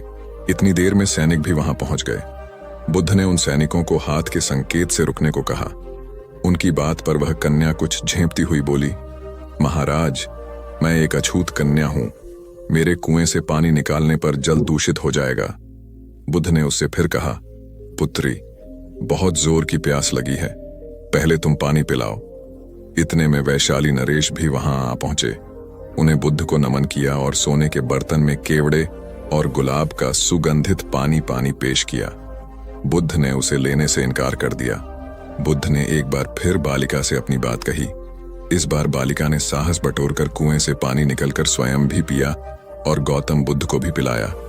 पानी पीने के बाद बुद्ध ने बालिका से भय का कारण पूछा। कन्या ने बताया, मुझे संयोग से राजा के दरबार में गाने का अवसर मिला था। राजा ने मेरा गीत सुन मुझे अपने गले की माला पुरस्कार में दी, लेकिन उन्हें किसी ने बताया कि मैं अछूत कन्या हूं। यह जानते ही उन्होंने अपने सिपाहियों को मुझे कैद खाने में डाल देने का आदेश दिया। मैं किसी तरह उनसे बचकर यहां तक पहुंची थी। इस पर बुद्ध ने कहा, सुनो राजन, यह कन्या अछूत नहीं है, आप अछूत हैं। जिस बालिका के मधुर कंठ से निकले गीत का आपने आनंद उठाया, उसे पुरस्कार दिया, वह अछूत हो ही नहीं सकती। गौतम बुद्ध के सामने वह राजा लज्जित ही हो सकते थे। भगवान बुद्ध देव और मनुष्यों के शास्त्र थे, परंतु सबसे पहले वह मनुष्य थे। मनुष्य बढ़कर देवता बनता है, यह प्राचीन मान्यता थी। आज भी हम मनुष्यत्व के ऊपर देवत्व की बात करते हैं, परंतु बुद्ध ने इस क्रम को पलट दिया। उन्होंने कहा, यह जो मनुष्यता है वही देवताओं का सुगति प्राप्त करना कहलाती है। देवता जब सुगति प्राप्त करता है तब वह मनुष्य बनता है। देवताओं में विलास है, राग, द्वेष, ईर्ष्या और मोह भी वहां है। निर्वाण की साधना वहां नहीं हो सकती। इसके लिए देवताओं को मनुष्य बनना पड़ता है। मनुष्यों में ही देव पुरुष का आविर्भाव होता है, जिनको देवता नमस्कार करते हैं। मानवता धर्म का उपदेश देने वाले बुद्ध स्वयं मानवता के जीते जागते रूप थे।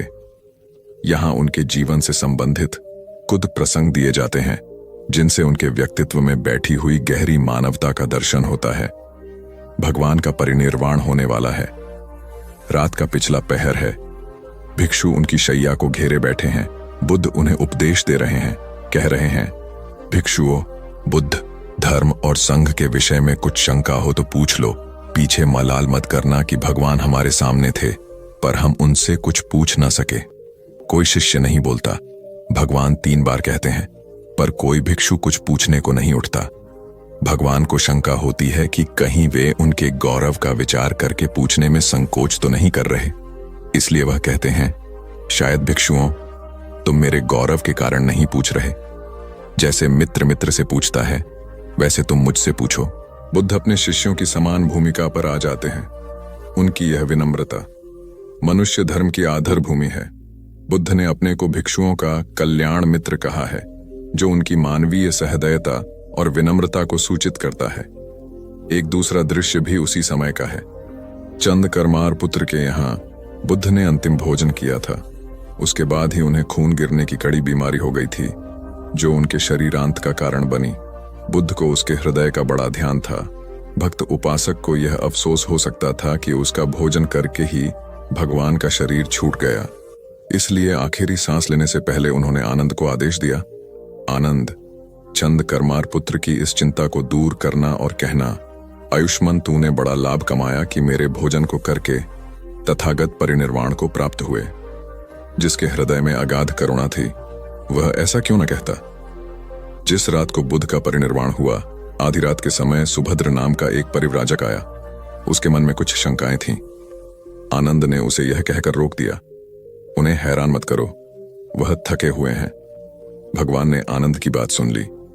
उन्होंने आनंद से कहा, नहीं आनंद, सुभद्र को मना मत करो, मेरे पास आने दो। वह परम ज्ञान की इच्छा से पूछना चाहता है, हैरान करने की उसकी इच्छा नहीं है। पूछने पर जो मैं उसे कहूंगा वह उसे जल्दी ही समझ लेगा। मध्य रात्रि में, उस अवस्था में सुभद्र की तथागत से उपदेश सुनने का सौभाग्य मिल गया। एक बड़ी दुखियारी स्त्री थी। पति, पुत्र, परिवार सब उसका नष्ट हो गया था। मारे दुख के वह पागल हुई फिरती थी। कपड़े पहनने का भी उसे होश न था। उसका नाम पटाचार था। एक दिन घूमते हुए वह बुद्ध के पास जैतवन आराम में आ गई। उस नंगी स्त्री को देखकर लोगों ने कहा, यह पागल है, इसे इधर मत आने दो। बुद्ध ने कहा, इसे मत रोको।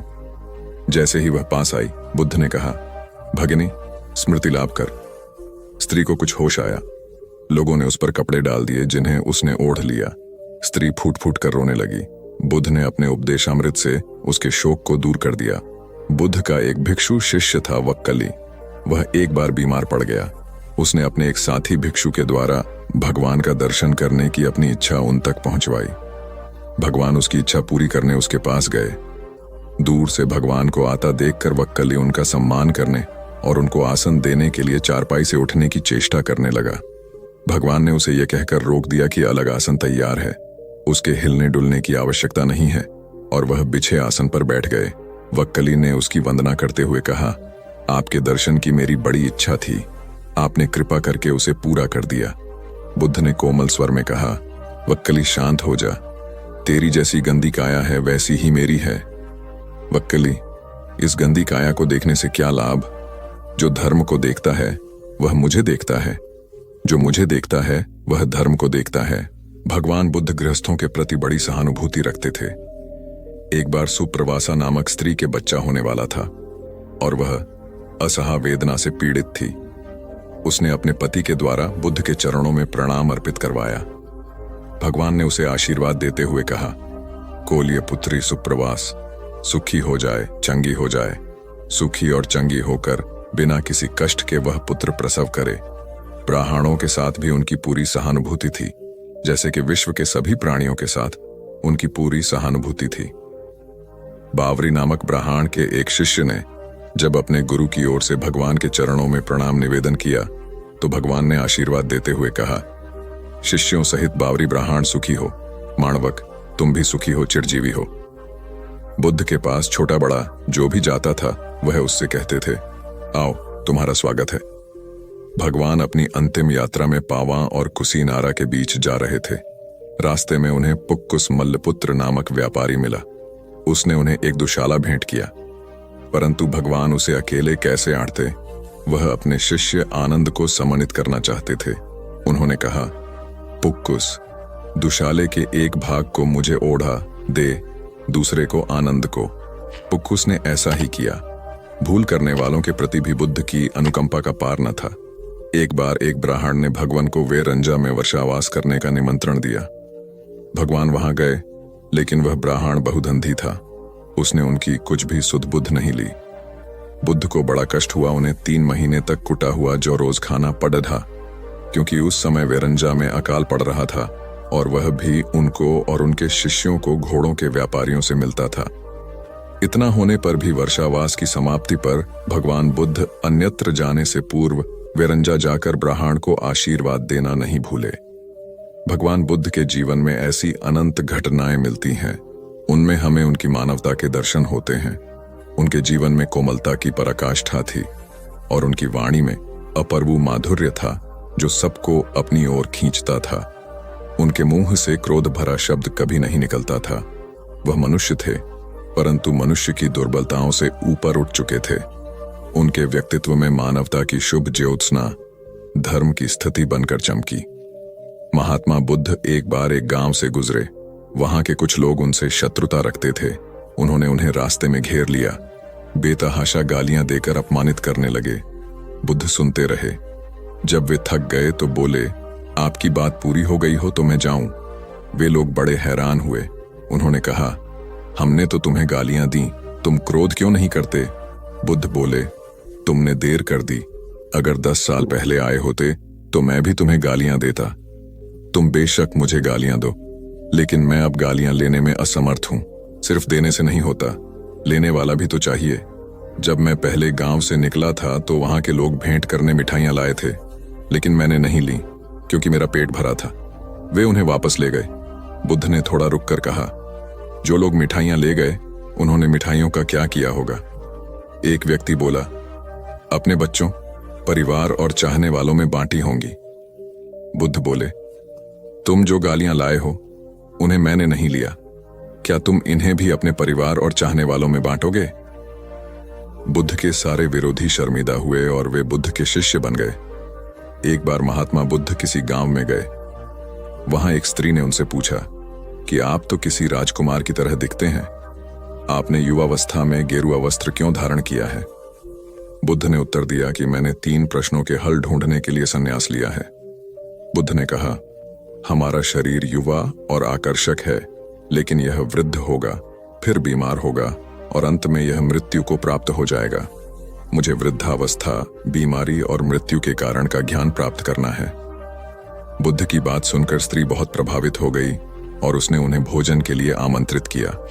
जैसे ही ये बात गांव के लोगों को मालूम हुई तो सभी ने बुद्ध से कहा कि वे उस स्त्री के यहां न जाएं, क्योंकि वह स्त्री चरित्रहीन है। बुद्ध ने गांव के सरपंच से पूछा कि क्या ये बात सही है।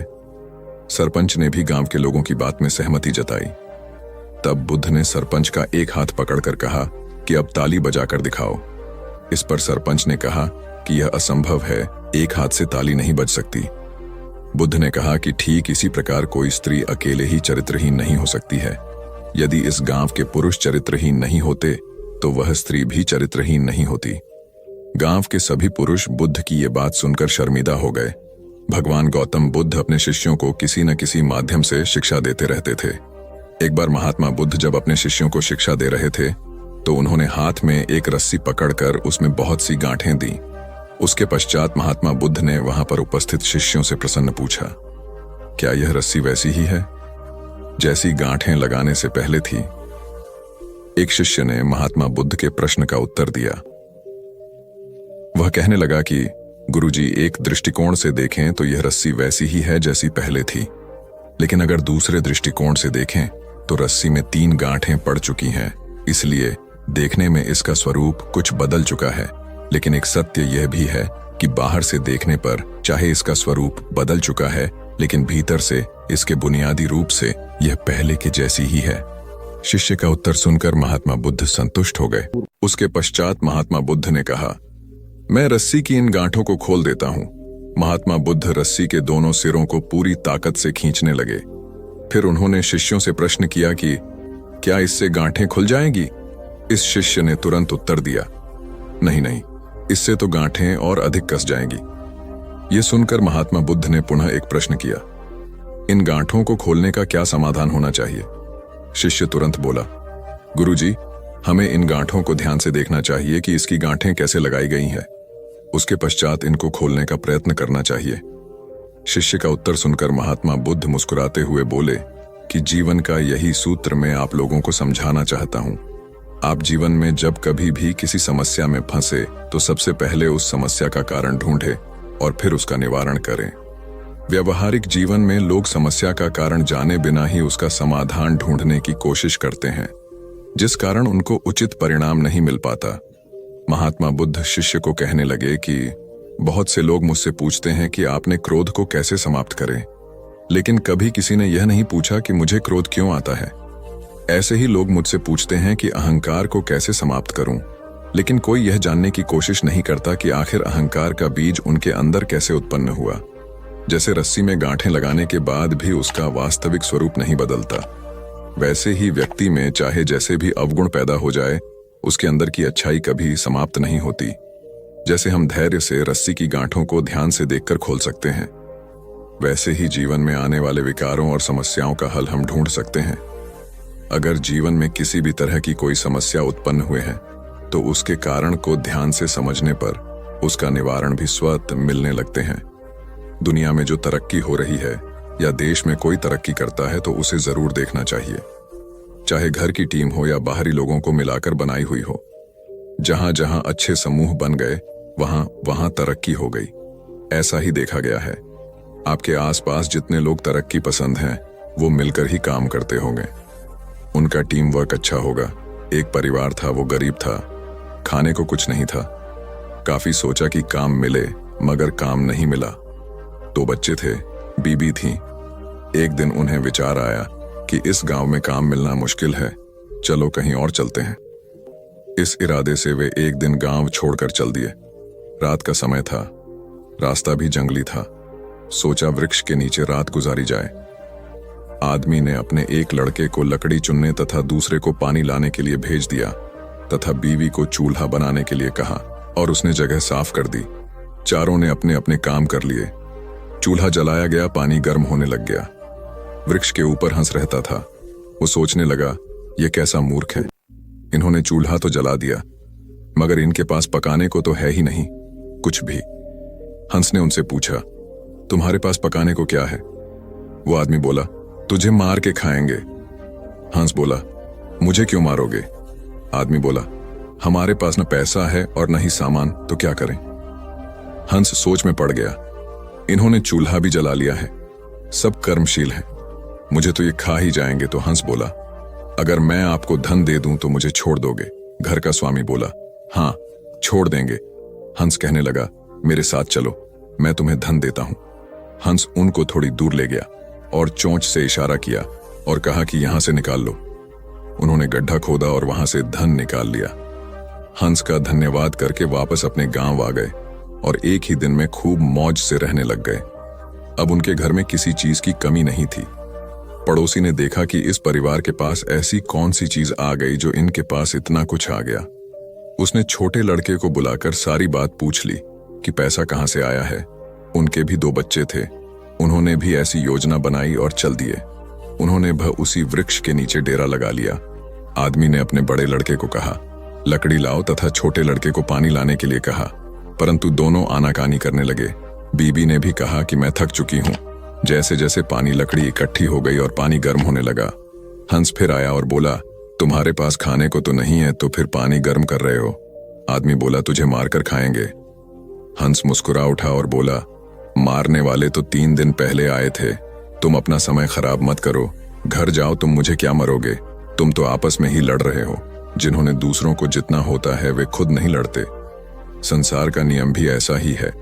जिन लोगों ने तरक्की करनी है वे मिलकर चलते हैं, और आज भी संसार में उनका ही बोल बाला है।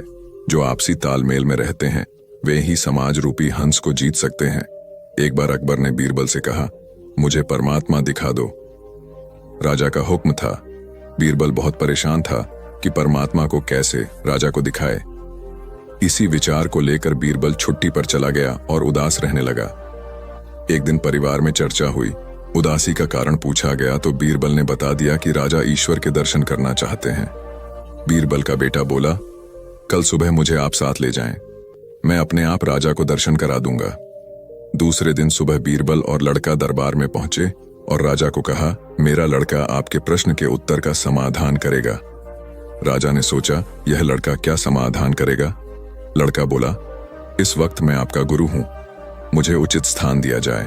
राजा ने सोचा, बात तो ठीक कह रहा है, मैंने तो प्रश्न किया है, समाधान करने वाला गुरु समान होता है। राजा ने लड़के के लिए अपने साथ थोड़ा ऊंचा स्थान दिया। लड़का बोला, महाराज एक दूध का कटोरा मंगाओ। राजा ने दूध का कटोरा मंगाया। लड़का बोला, महाराज इस दूध में घी है। राजा बोला, हाँ है। लड़का बोला, पहले मुझे आप उसका दर्शन कराओ।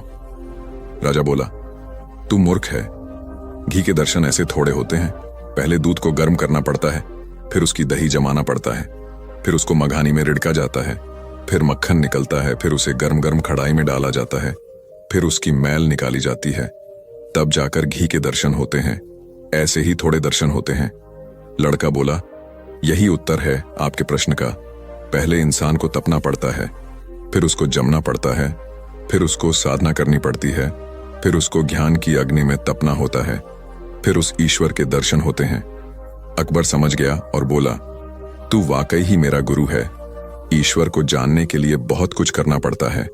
वैसे हर आत्मा में ईश्वर का अंश है और उसी को ईश्वर का रूप समझना चाहिए, तभी सुख की प्राप्ति होती है। यह भी संसार का एक नियम है।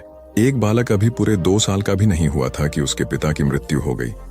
ऐसी कठिन परिस्थिति में उसकी मां उसे लेकर अपने मायके में रहने लगी। सभी उसे नन्हा कहकर पुकारते थे।